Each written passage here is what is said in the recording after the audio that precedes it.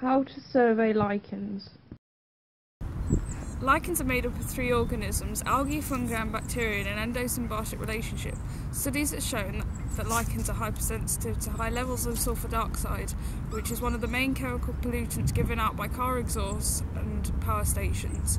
Due to this, we decided to survey lichen populations on trees and investigate how pollutants from the main road impact them. We will survey 9 trees in varying distances from the main road. Random sampling will pick the trees. We predict that there will be more pollution closer to the road, so there will be more lichen populations growing closer to the middle of the park.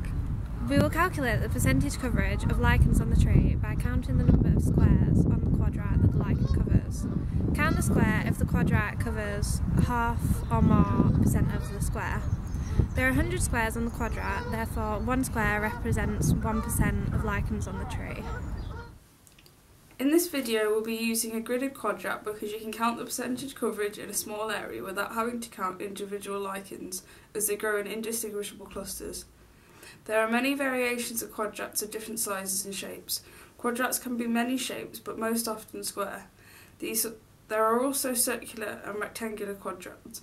We chose a square quadrat to ensure that it fit evenly on the tree. The size of the quadrat varies depending on the organism that you are surveying. A quadrat used to survey trees will be much larger than one used to survey moss. We used a 20 cm by 20 cm quadrat, with each square being 2 cm squared. We chose this size to ensure that it was large enough to cover a segment of the tree we are surveying, and not too large that it would not fit. You will need a calculator, a compass, a quadrat and a tape measure.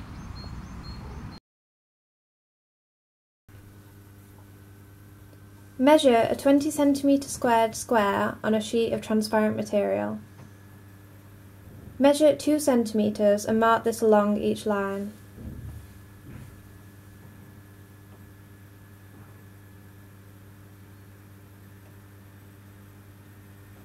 Join up the marks on each line, making a grid.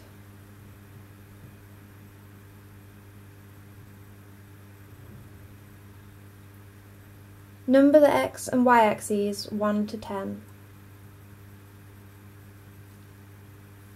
use a compass to find north. We used an app to do this. Measure 1 metre from the bottom of the tree.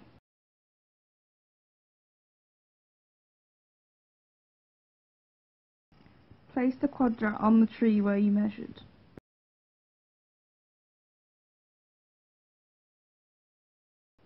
Count the number of squares on the quadrat that the lichens cover.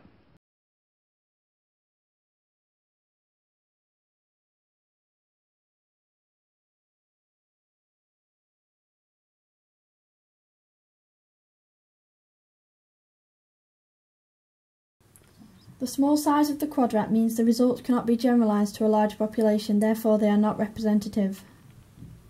Sulfur dioxide is not the only factor that influences the growth of lichens. Others include the season and the height of the tree. Quadrats can easily introduce human error into the project. The person counting the squares with the lichens could easily miscount. Using quadrats can be very physically demanding if carried out on a large scale, as it involves going out into fields or woods. Some lichen species, such as Lotharia, are poisonous. Furthermore, 1 in 8 species of lichens have microcystins, which cause liver damage in humans.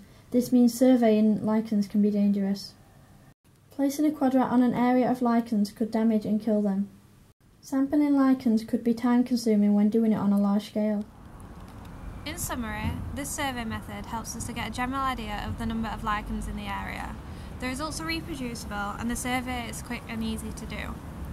To produce more accurate results, the survey should be carried out on a larger scale with more trees all across the country. In conclusion, after carrying out this survey, we found that more lichens were present in areas with less pollution. We believe this to be due to the lichen's susceptibility to sulfur dioxide. From these results, we can ascertain the quality of air pollution and the amount of pollutants present in the air in this area. This information could help scientists to better understand the role pollution plays in medical conditions such as asthma.